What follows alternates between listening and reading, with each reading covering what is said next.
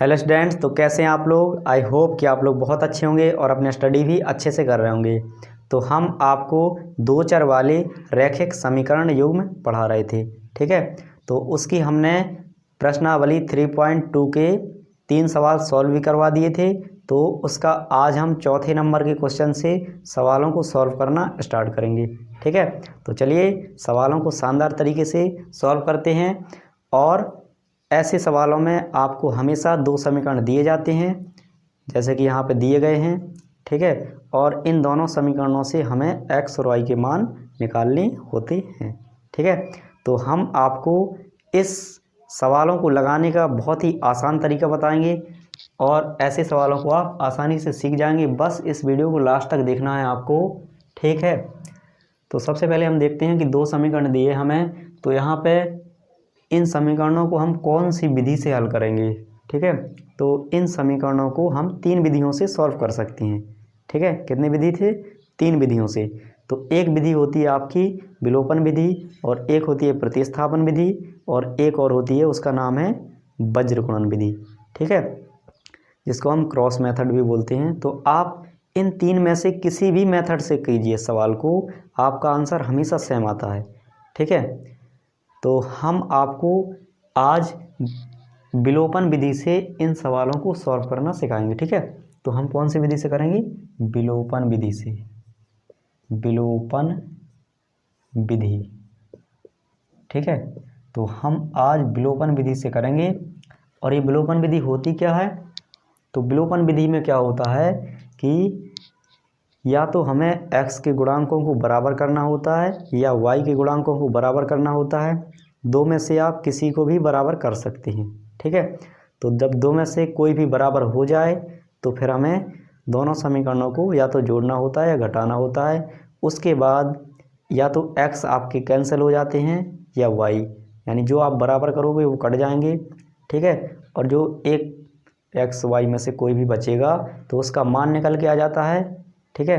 तो उसका मान हम किसी भी समीकरण में रखते हैं तो नेक्स्ट जो बचा हुआ है उसका भी मान निकल के आ जाता है। इस तरीके से करते हैं। तो आपको अभी समझ में नहीं आया होगा तो हम करके दिखाते हैं, तो आसानी से समझ में आ जाएगा। बस वीडियो को लास्ट तक देखना है, ठीक है। तो सबसे पहला काम, हमें या तो x को बराबर करना है, ठीक है, या y को। दो में से आप किसी को भी कर सकते हैं, ठीक है। तो हम आपको y को बराबर करके दिखाएंगे, ठीक है, क्योंकि ये y एक प्लस का एक माइनस का है तो आसानी से कट जाएगा, ज़्यादा परेशानी नहीं होगी।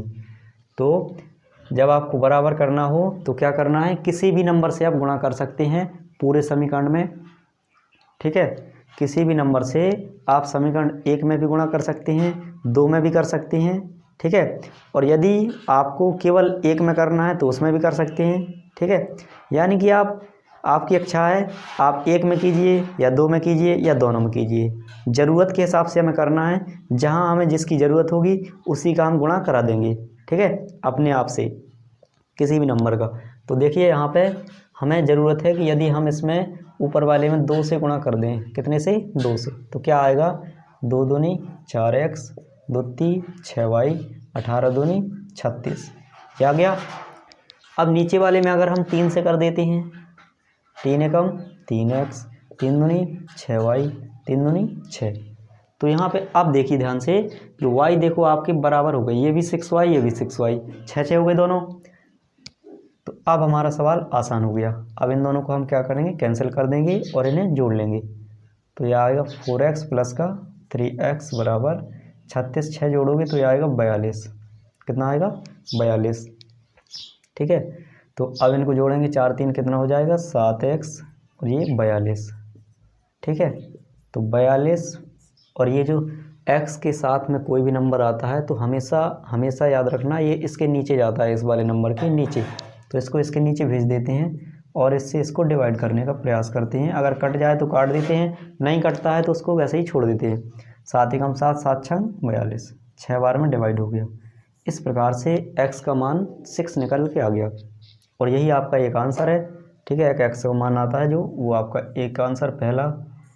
और इस x के मान को अब हम या तो समीकरण 1 में या फिर 2 में किसी में भी रख देते हैं तो हमें क्या होगा, y का मान भी प्राप्त हो जाएगा। ठीक है, जो कि हमें निकालना है। तो चलिए हम करते हैं इसको और आगे। तो x का मान यहाँ पे लिख देंगे, थोड़ा सा हम इसको मिटा देते हैं। यहाँ पे लिखेंगे x का मान समीकरण नंबर 2 में रखने पर, ठीक है, 2 में रखिए या फिर 1 में, किसी में भी रखिए, आपकी इच्छा है, रखने पर आंसर सेम ही आता है। ठीक है, आप चाहे 1 में रखो या 2 में। ठीक है, तो आज हम 2 में रखते हैं। तो ये जो समीकरण 2 था पहले उसको यहाँ लिख लेते हैं। ये लिख लिया हमने। अब x के स्थान पे 6 रखना है, यानी कि इसमें जहाँ भी x दिखे वहाँ पे कितना रख देना है, 6, और x को भगा देना है। तो यहाँ पे x भाग गया, 6 आ गया। ठीक है, इतना समझ में आ गया। अब पक्षांतर करेंगे हम। ठीक है, पक्षांतर क्यों करेंगे, क्योंकि ये हमें जोड़ना घटाना है इसलिए। ठीक है, तो इसको इधर पक्षांतर कर देंगे तो ये आएगा आपका -2y बराबर 2, और ये 6 उधर जाएगा तो माइनस का हो जाएगा। क्योंकि आपको पता होना चाहिए कि जब भी हम पक्षांतर करते हैं तो क्या होता है, चिन्ह बदल जाता है। ठीक है, यदि प्लस का होता है कोई नंबर तो माइनस हो जाता है, माइनस का होता है तो प्लस। तो ये वाला जो 6 था ये प्लस का था। ठीक है, आगे उसका चिन्ह होता है किसी भी नंबर का, और यहाँ पे लगाया नहीं जाता है। ठीक है, प्लस होता है, आपको ये याद रखना है। तो प्लस का ये हो गया माइनस। अब देखिए यहाँ पे 2y बराबर 6 में से 2 घटाओगे तो 4 आ जाएगा। कितना आएगा, 4। अब क्या करेंगे हम, अभी हमने बताया था यहाँ पे जो x के साथ में आता है या फिर y के साथ में, वो कहाँ जाएगा, इसके नीचे चला जाएगा। ठीक है, तो -4 और ये 2 नीचे आएगा माइनस का। अब इसको हम काटेंगे, माइनस से माइनस कट जाएगा, 2 एकम 2, 2 दूनी 4। कितना आ गया, ऊपर 2 नीचे 1। तो नीचे वाला 1 लिखो या ना लिखो, लेकिन ऊपर वाला जो 2 है वो आपको लिखना पड़ेगा। ठीक है, तो यहाँ पे y बराबर आपका निकल के आएगा फाइनली 2। कितना आया, y बराबर 2, और यही आपका आंसर है। ठीक है, और एक आंसर यहाँ पे आ गया था आपका, और एक ये आ गया, क्योंकि इसमें 2 चर वाले रैखिक समीकरण है, तो जितने भी चर होते हैं उनके उतने ही मान निकलते हैं। ठीक है, जब एक चर वाला कोई होता है रैखिक बहुपद या रैखिक समीकरण, तो उसमें क्या होता है कि आपको 1 मान निकलता है। ठीक है, और जब 2 चर वाला होता है तो उसमें 2 मान निकल के आते हैं। ठीक है, तो यहाँ पे x और y 2 चर थे तो दोनों के मान निकल के आ गए हैं। और एक बात और याद रखिए, इन जो x और y के जो मान निकल के आए हैं इनको आप चेक भी कर सकते हैं। ठीक है, कि आंसर हमारा सही है या गलत है। और वो चेक कहाँ से करेंगे हम, इस x और y के मान को हम इन दोनों समीकरणों में से किसी में भी रख देंगे तो क्या होगा कि यहाँ पे जो लिखा है जितने के बराबर है उतना ही आएगा। देखिए कैसे, हम समीकरण 1 में रखते हैं, जांच कर रहे हैं हम यहाँ पे। ठीक है, यहाँ पे जगह है ना, हाँ, तो यहाँ पे हम जांच कर रहे हैं इसकी उत्तर की जांच। तो जांच कैसे की जाती है, तो समीकरण 1 से ही जांच कर लेते हैं हम। ये समीकरण 1 है आपका, है ना, तो इसमें x और y दोनों के मान रखेंगे तो ये बराबर 18 ही आएगा। देखिए कैसे, 2 गुणे x की जगह पे कितना रखना है, 6 रख दिया, प्लस 3 y की जगह पे कितना रखना है, 2, ये भी रख दिया। ठीक है, अब इसको चेक कीजिए, 6 दूनी 12 प्लस 3 दूनी 6। तो ये देखिए आप देख करके चौंक जाएंगे, 12 6 18, इनको जोड़ लिया हमने, और ये भी 18। ये देखिए, ये तो चमत्कार हो गया कि नहीं हो गया। इसको हमने जांच कर लिया, हमने कहा था ना कि इन दोनों के बराबर यही आएगा जो यहाँ पे लिखा होगा, और इस वाले में रखोगे तो 2 ही आएगा।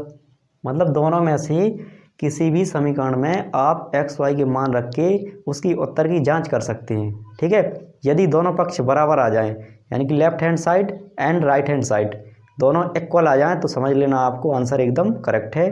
ठीक है, उसको कोई गलत नहीं कह सकता। ठीक है, एकदम आपके 100% करेक्ट आंसर है। ठीक है, सो उम्मीद करते हैं कि आपको समझ में आ गया है। और यदि आपको सवाल में जब कहा जाए कि उत्तर की जांच कीजिए तभी आपको करना है।